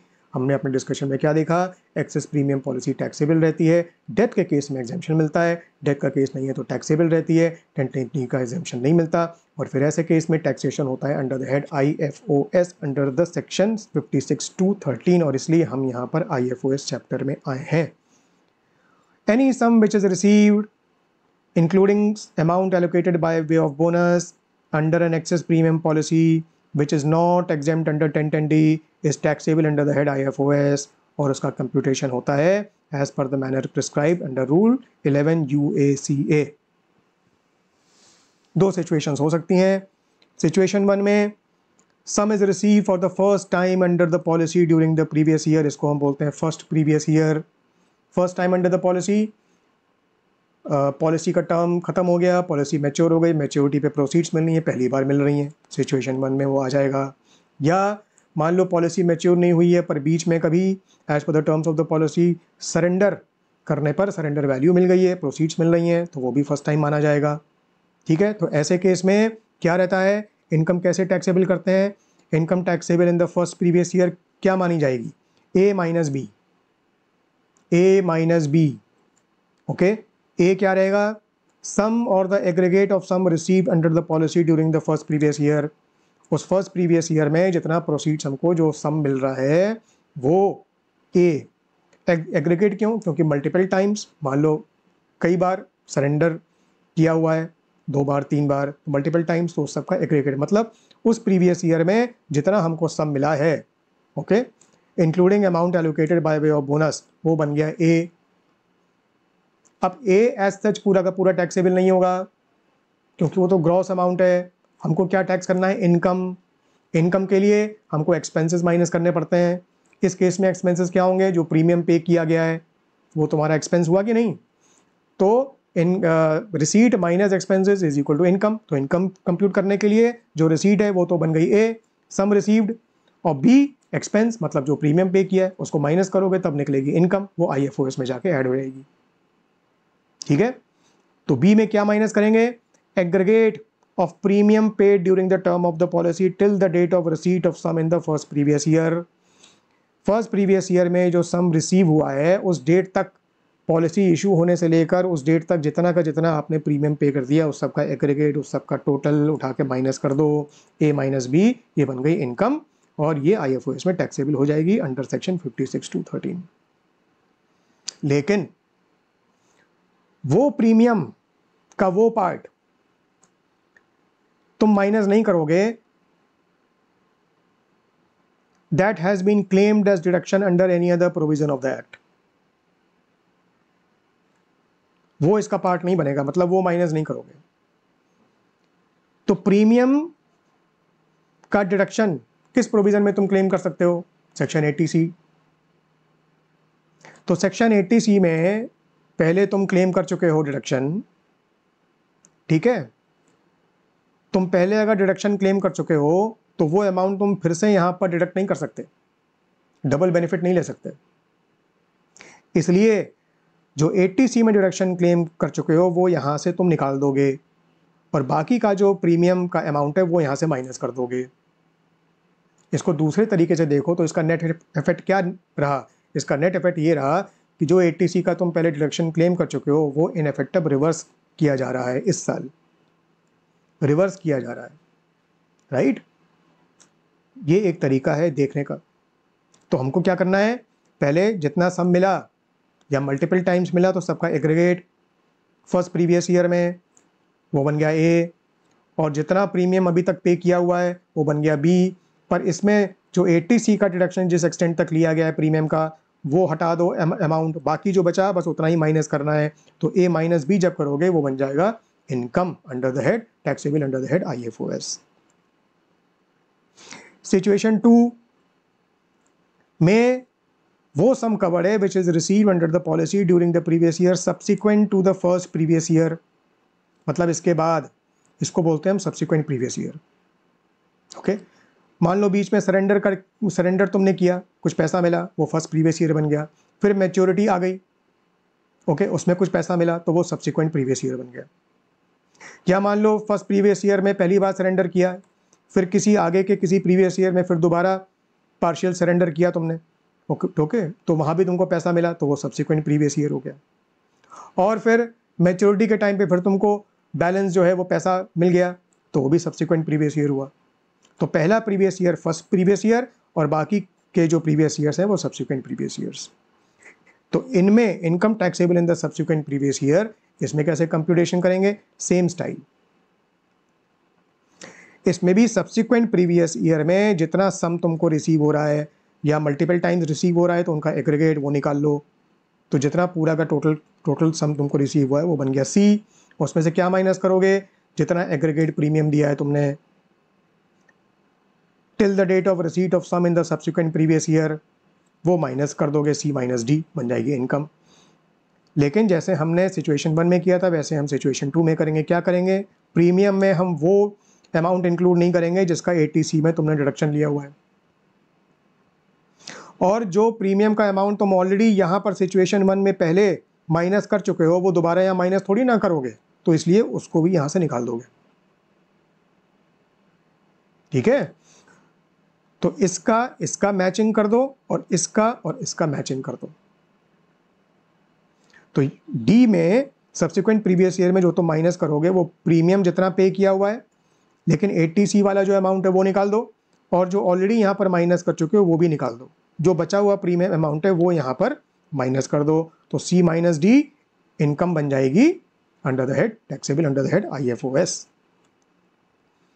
ये प्रोविज़न हाई प्रीमियम यूलिप में और कीमैन इंश्योरेंस पॉलिसी में अप्लाई नहीं करता। कीमैन इंश्योरेंस पॉलिसी में ऊपर जैसे हमने देखा उसका अलग प्रोविज़न है, ये एक्सेस प्रीमियम पॉलिसी के टैक्सेशन का मेथड है। सर ये किस प्रीवियस ईयर में अमाउंट टैक्सेबल होगा, इन the previous year in which the sum is received. First previous year या सब्सिक्वेंट प्रीवियस ईयर जिसमें आपको पैसा मिल रहा है उसमें आप इस तरीके से कंप्यूट कर लेंगे और उस प्रीवियस ईयर में अमाउंट को टैक्सेबल कर देंगे। ठीक है, अब देखो एग्जांपल्स देखते हैं, चलो जल्दी। Determine the taxable income arising in the following situations in the year of maturity of a 10-year life insurance policy taken by the following persons on 15th April 2023. This is the only life insurance policy that they have. तो 10 year का term है, life insurance policy है, 15 अप्रैल 2023 मतलब 1 अप्रैल 2023 या उसके बाद की बात हो रही है। तो कंडीशन 2 1010D वाली वो हमको अप्लाई करके देखनी पड़ेगी। और ये मिस्टर सी की कहानी है या मिस्टर डी की कहानी है। Sum assured 30 lakh 60 lakh, annual premium ये दिया हुआ है, amount received on maturity, sum assured भी और बोनस भी साथ में है, ये इतना पैसा मिला है। और PPF में डिपॉजिट मिस्टर सी ने कुछ नहीं किया है लेकिन मिस्टर डी ने 1.5 लाख PPF में डिपॉजिट हर साल किया हुआ है। Deduction under section 80C has been claimed all along in respect of insurance premium and PPF deposit wherever applicable. तो मिस्टर सी ने PPF तो नहीं है, मतलब इंश्योरेंस प्रीमियम के लिए 80C का डिडक्शन लिया हुआ है, और मिस्टर डी ने PPF का भी उनके लिए 80C का अवेलेबिलिटी है और इंश्योरेंस प्रीमियम पेमेंट के लिए भी 80C की अवेलेबिलिटी है। तो उन्होंने दोनों का 80C में डिडक्शन क्लेम किया होगा। मिला उनको 1.5 लाख का ही 80C में मिला होगा क्योंकि 80C की लिमिट ही 1.5 लाख है, लेकिन उन्होंने क्लेम PPF और इंश्योरेंस प्रीमियम दोनों के लिए कर दिया होगा। अब हमको कंप्यूट करना है टैक्सेबल इनकम। तो क्या लिखेंगे, computation of taxable income for AY 20, 34, 35। क्यों, क्योंकि ये पैसा मिल रहा है FY 20, 33, 34 में और टैक्सेबिलिटी होती है इन the previous year in which the sum is received. तो ये बन जाएगा AY 23, 20, 34, 35 computation of taxable income for AY dash dash dash arising on receipt of sum under the policy for the first time, क्योंकि पहली बार मिल रहा है, पूरा पैसा मैच्योरिटी पे मिल रहा है, तो first previous year, first time, mister C और मिस्टर डी। तो सबसे पहले तो हमें देखना पड़ेगा कि इस policy an excess premium policy कि भाई 10(10D में एग्जेम्पशन है कि टैक्सेबल है। दोनों केस में यस है। यस क्यों है? मिस्टर सी के केस में क्या है कि 30 लाख 15 अप्रैल 2023 को डेट ऑफ इशू है, तो कंडीशन 1 10(10D की 10% की थ्रेशोल्ड है, 10% से ज़्यादा एक्सीड नहीं करना चाहिए, एक्सीड कर रहा है 3.5 लाख है। ओके। कंडीशन 2 नहीं, क्योंकि 5 लाख से ज़्यादा नहीं है, पर कंडीशन 1 तो सेटिस्फाई हो रही है, इसलिए एक्सेस प्रीमियम पॉलिसी है। मिस्टर डी के केस में 6 लाख 10%, 60 लाख का 10% उससे एक्सीड नहीं कर रहा, लेकिन 5 लाख से एक्सीड कर रहा है, तो कंडीशन 1 मीट नहीं हो रही, कंडीशन 2 मीट हो रही है, तो एक्सेस प्रीमियम पॉलिसी है। तो ये दोनों एक्सेस प्रीमियम पॉलिसी है, इसका मतलब टैक्सेबिलिटी बन जाएगी। तो अब कैसे कंप्यूट करेंगे? कैसे कंप्यूट करेंगे? देखो ऊपर देखा था ना, ए माइनस बी,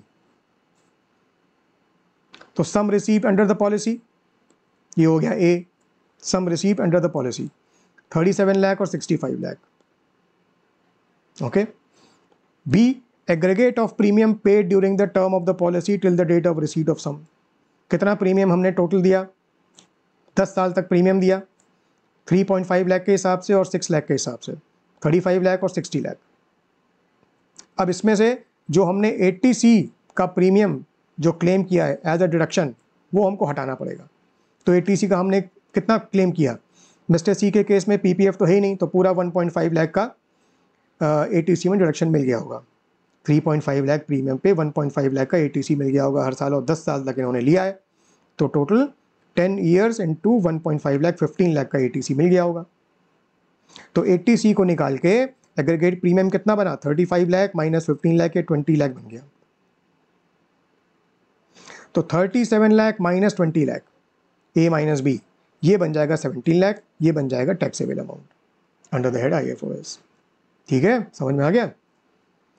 अब मिस्टर डी के केस में देखो, सम रिसीव्ड 65 लाख, एग्रीगेट प्रीमियम ये 60 लाख हुआ। अब 80C में इन्होंने कितना डिडक्शन लिया? अब इनके पास तो PPF डिपॉजिट भी था 1.5 लाख का और 6 लाख का एनुअल प्रीमियम भी दिया, 80C मिला होगा 1.5 लाख का। तो 80C का डिडक्शन PPF पे एट्रीब्यूटेबल करना चाहिए कि लाइफ इंश्योरेंस पॉलिसी प्रीमियम पे एट्रीब्यूटेबल करना चाहिए? अगर इंश्योरेंस प्रीमियम पे एट्रीब्यूटेबल करते हो तो वो माइनस करना पड़ेगा, उससे इनको नुकसान हो जाएगा, क्योंकि टैक्सेबल अमाउंट उनका बढ़ जाएगा। तो बेटर है कि 80C पे PPF का डिपॉजिट का क्लेम एट्रीब्यूटेबल कर देना चाहिए। तो इसका मतलब PPF डिपॉजिट से रिलेटेड उन्होंने 80C का डिडक्शन लिया, इसका मतलब इंश्योरेंस प्रीमियम से रिलेटेड 80C का डिडक्शन नहीं मिला उनको। तो इन इफेक्ट कुछ भी माइनस नहीं करना पड़ेगा, कुछ भी माइनस नहीं करना पड़ेगा। तो इस पूरा 60 लाख का 60 लाख 65 लाख से पूरा 60 लाख हम माइनस कर देंगे, तो मात्र ओनली 5 लाख का अमाउंट टैक्सेबल अमाउंट बन जाएगा। तो अगर ये समझना आ रहा हो कि भाई मल्टीपल 80C के एवेन्यूज क्वेश्चन में हो, तो वो उस तरीके से कंप्यूटेशन करना चाहिए which will be most beneficial to the SSC। ठीक है, चलो अब कुछ मल्टीपल पॉलिसीज के बारे में देख लेते हैं। Determine whether consideration received under life insurance policies term 10 years by Mr. Z would be exempt under 10(10D) or taxable in the following situations. Policies referred below are the only policies which Mr. Z has assumed that deduction under section 80C has not been claimed in respect of premiums paid. यहाँ assume कर रहे हैं कि 80C कुछ और avenues के relation में ले लिया है, प्रीमियम इंश्योरेंस प्रीमियम के कॉन्टेक्स्ट में नहीं लिया है, तो उसको कंसिडर नहीं करना है हमें अपने फॉर्मूले में। अब यहाँ नोट दिया हुआ है, यहाँ पर जितने सिचुएशंस इस इलस्ट्रेशंस में है, उसमें 10(10D) वाली जो कंडीशन 1 है, जो 10% से ज़्यादा सम एश्योर्ड का प्रीमियम नहीं होना चाहिए, वो नहीं है। इसका मतलब premium payable is not more than 10%, तो कंडीशन 1 के अंडर तो एक्सेस प्रीमियम पॉलिसी नहीं है। तो जो बचा है चेक करने के लिए इन सारी सिचुएशंस में, वो कंडीशन 2 है, मतलब whether premium threshold of 5 lakh is breached.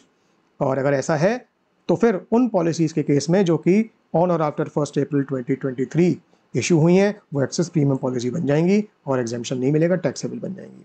तो सिचुएशन 1 में देखो 4 पॉलिसीज हैं X A B C. X 1 अप्रैल 2023 को इशू हुई है और बाकी ए बी सी उसके 1 साल बाद 1 अप्रैल 24 को इशू हुई है। ये एनुअल प्रीमियम है, ये सम एश्योर्ड है, कंसिडरेशन मैच्योरिटी पे इतना मिला है, ठीक है, इन चारों पॉलिसीज़ में।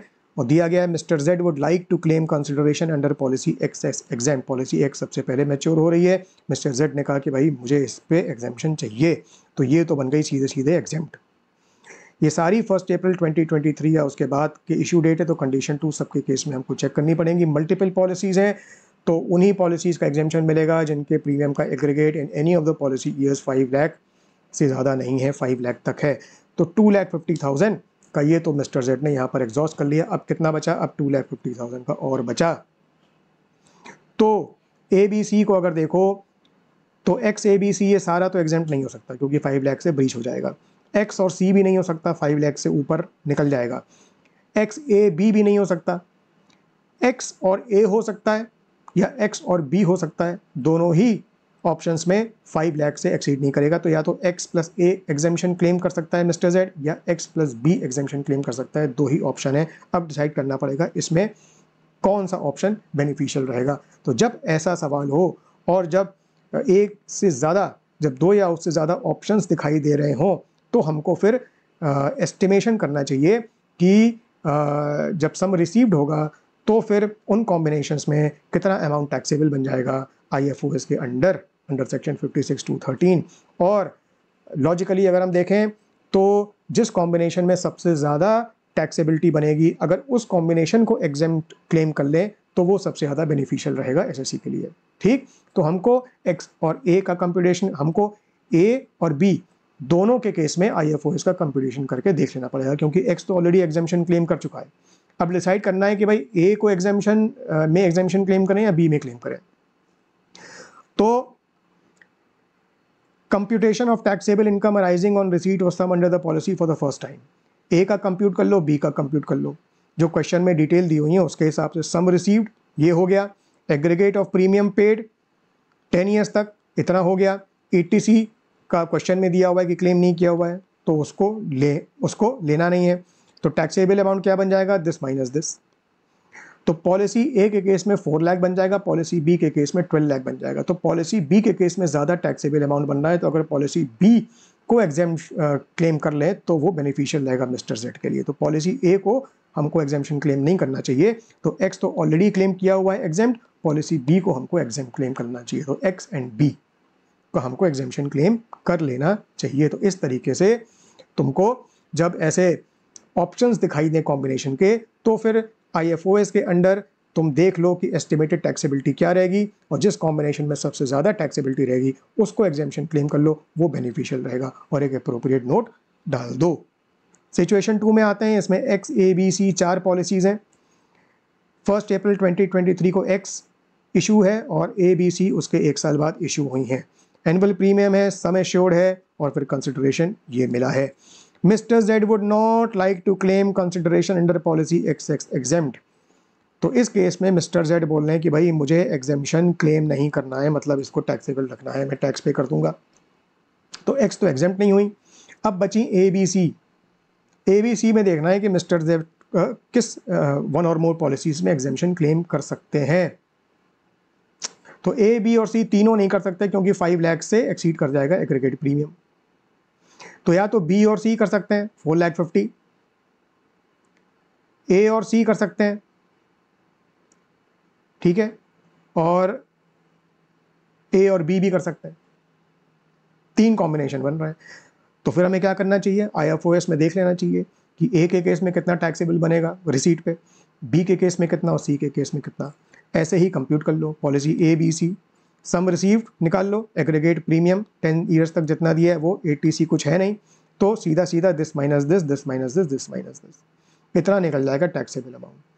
तो सबसे ज़्यादा जो टैक्सेबल अमाउंट आ रहा है वो बी और सी का आ रहा है, ए का लीस्ट है। तो बी और सी के कॉम्बिनेशन में अगर एग्जाम्पशन क्लेम कर लें वो तो सबसे बढ़िया रहेगा, तो सबसे बढ़िया रहेगा। तो एक्स और ए टैक्सेबल रहेंगे और बी और सी एग्जेम्प्ट रहेंगे। तो policies B and C have been considered for exemption because it will be more beneficial to mister Z because taxable income in respect of this combination would be the highest. इस तरीके से computation करना पड़ेगा। इस तरीके का question ज़रूर आ सकता है। सिचुएशन थ्री देखो, X Y A B C ये 5 पॉलिसीज़ हैं और एक्स और वाई तो 1 अप्रैल 2023 की इशू है और उसके 1 साल बाद ए बी और सी का इशू है। Annual premium sum assured, x जो है वो मैच्योरिटी के पहले सरेंडर कर दिया गया है तो ये प्रोसीड्स मिली हैं, वाई और ए बी और सी मैच्योरिटी पे इतना इतना मिला है।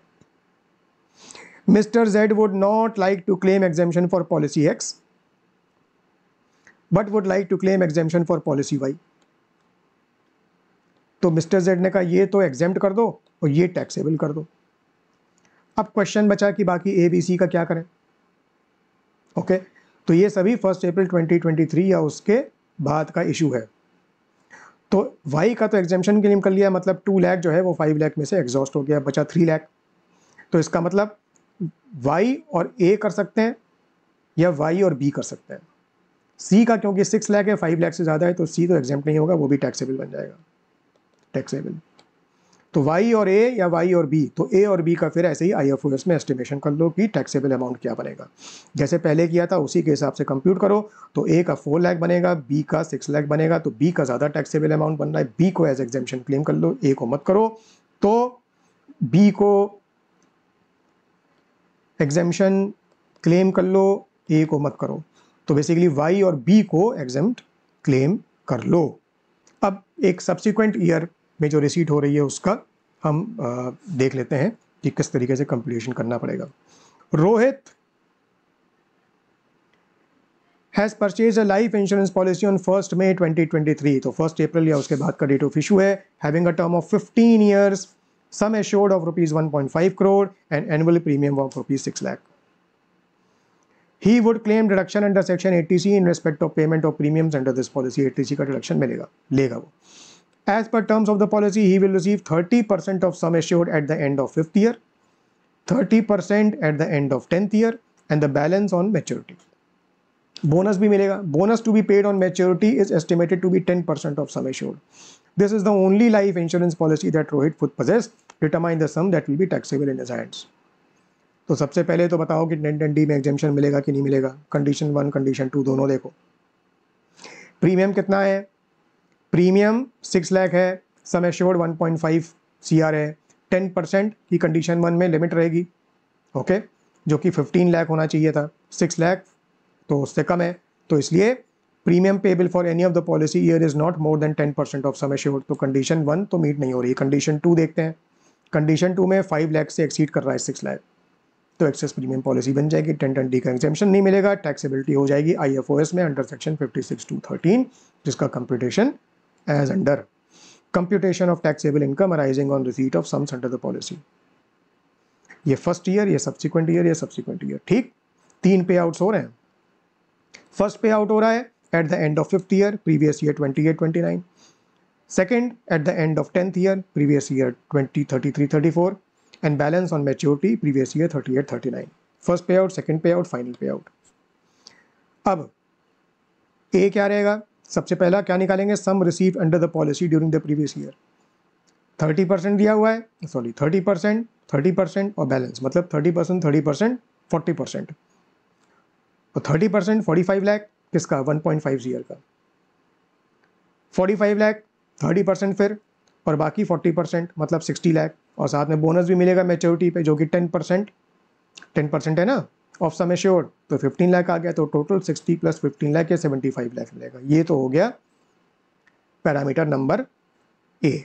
पैरामीटर नंबर बी, कितना एग्रीगेट प्रीमियम पे किया है? Aggregate of premium paid during the term of the policy till the date of receipt of sum in the previous year. इसमें क्या इंक्लूड नहीं होगा? A, premium which has been claimed as deduction under 80C, और B, which has already been considered in calculation in the earlier previous years। तो total premium कितना पे किया? 6 लाख के हिसाब से। 6 लाख के हिसाब से ये 5 साल, ये 5 साल, ये 5 साल का, तो 6 लाख के हिसाब से 5 साल का 30 लाख तो प्रीमियम पे किया। उसके बाद 80C का जो डिडक्शन 5 साल का लिया है वो 1.5 लाख के हिसाब से लिया है क्योंकि वो लिमिट है, तो 7.5 लाख ये माइनस कर दो, ये इसमें से निकाल दो, तो बचा 22.5 लाख।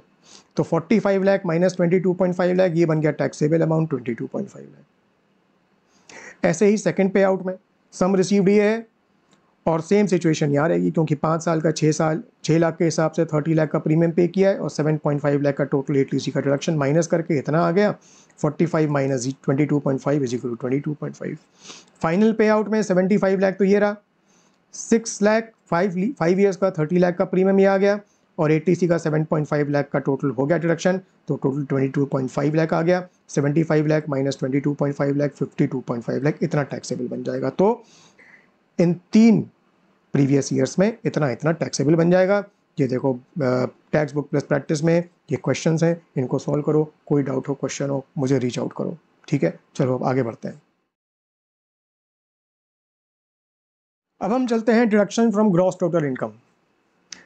तो अगर कुछ टैक्सेबल है तो तुम IFOS में उसको ऐड कर दोगे और ऐसे सब जितने आइटम्स ऑफ इनकम है उनके हिसाब से ऐड करके ग्रॉस टोटल इनकम निकालते हो। फिर आते हो सेक्शन 80C में, ग्रॉस टोटल इनकम से टोटल इनकम को निकालने के लिए तुम डिडक्शन देते हो बहुत सारे, उसमें सेक्शन 80C आता है। और यहाँ पर अगर तुमने उस साल लाइफ इंश्योरेंस प्रीमियम पे किया है तो 80C में डिडक्शन क्लेम कर सकते हैं हम, ठीक है। स्पेसिफाइड पेमेंट्स और डिपॉजिट और लिमिट इसमें डिडक्शन की होती है 1,50,000 ATC में।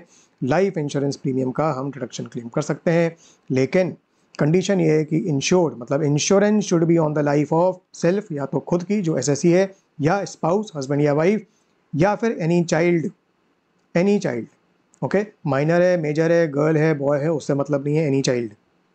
ये तो हो गया इंडिविजुअल के केस में। और अगर हम HUF की बात कर रहे हैं तो कोई भी HUF का मेंबर।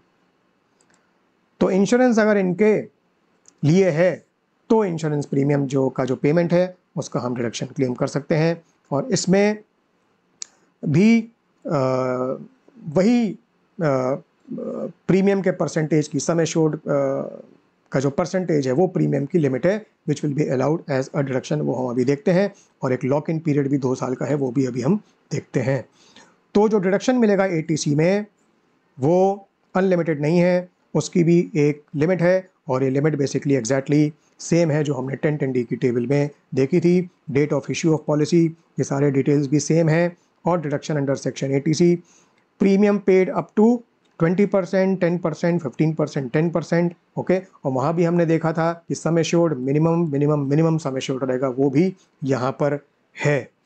और हमने ये भी देखा था 1010D की तरह ही कि जब सम एश्योर्ड कैलकुलेट करते हैं तो उसमें अगर प्रीमियम रिटर्न किए जाएंगे तो वो हम इंक्लूड नहीं करते हैं, और सम एश्योर्ड के अलावा कोई बोनस या और कुछ बेनिफिट मिलता है तो वो भी हम इंक्लूड नहीं करते हैं, ये भी हम 1010D में देख चुके हैं।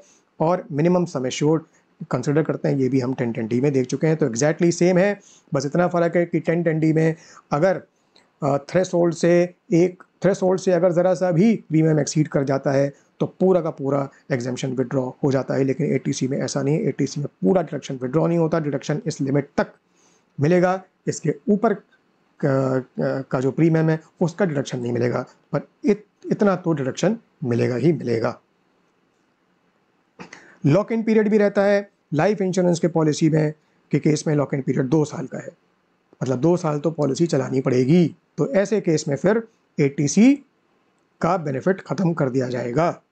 और करंट ईयर में अगर आपने कुछ प्रीमियम पेमेंट किया तो उसका ATC का डिडक्शन नहीं मिलेगा। और अगर प्रीसीडिंग प्रीवियस ईयर्स में जो भी आपको ATC का डिडक्शन मिला है, आपको अलाउ किया गया है, वो रिवर्स हो जाएगा। It will be deemed to be the income of the current previous year and it will be liable to tax. अगर ये 2 साल का लॉक इन पीरियड ब्रीच हो जाता है तो करंट ईयर में तो ATC का डिडक्शन मिलेगा ही नहीं, और पिछले प्रीवियस ईयर्स में जो भी कुछ मिल चुका है वो सारा रिवर्स हो जाएगा, वो डीम्ड इनकम बन जाएगा and it will be liable to tax in the current previous year. तो ये तो हो गई डिडक्शन अंडर सेक्शन 80C की बात। अब आगे चलते हैं। अब जैसा कि हमने देखा था कि 1010D में ज़रूरी नहीं है कि हर केस में एग्जेम्पशन मिले। टैक्सेबिलिटी अगर बन जाती है तो फिर उस केस में जब इंश्योरेंस कंपनी या जो इंश्योरर सम का पे आउट करेगा तो उस पर TDS कटेगा कि नहीं कटेगा, तो TDS के चैप्टर में आते हैं। और ये लाइफ इंश्योरेंस पॉलिसी से रिलेटेड सेक्शन है, सेक्शन 194DA। और ये TDS प्रोवाइड करता है कि TDS काटना पड़ेगा। इसका ऑब्जेक्टिव क्या है? ऑब्जेक्टिव है कि एक मैकेनिज्म रखना है for reporting of transactions and collection of tax in respect of sums paid under life insurance policy which are not exempt. तो एक ट्रैक रहता है, गवर्नमेंट के हाथ में कंट्रोल रहता है। एक बार अगर टीडीएस कट गया तो फिर जिसको सम मिल रहा है उसको फिर अपनी इनकम में रिपोर्ट करना पड़ेगा, तभी उसको उस टीडीएस का जो है वो एडजस्टमेंट वो कर पाएगा अगेंस्ट हिज टैक्स लाइबिलिटी, उसका टीडीएस का जो क्रेडिट है वो ले पाएगा। तो इसलिए it is a kind of control which helps the government to ensure that the person doesn't avoid paying tax on the sum received under a life insurance policy which is taxable। तो ये 194DA है। और pair मतलब जो proceeds पे कर रहा है इंश्योरर वो कोई भी हो सकता है, लेकिन पेई रेसिडेंट होना चाहिए। तो टीडीएस कटता है on any sum under a life insurance policy including bonus, okay, which is not exempt under 1010D। Exempt है तो फिर टीडीएस किस बात का, टैक्सेबल है तो फिर टीडीएस कटेगा। And TDS is to be deducted at the time of payment, जब पेमेंट कर रहे हैं उस टाइम TDS काटना पड़ेगा 5% रेट के हिसाब से। और विदाउट पैन केसेस में 206AA और ROI नॉन फाइलर के केसेस में 206AB, इनमें जो हायर रेट ऑफ TDS है वो लग जाएगा। 2 केसेस में TDS नहीं लगता है, TDS नहीं लगता है 194DA में, वेयर द पेमेंट और aggregate of such payment during the financial year is less than 1 lakh.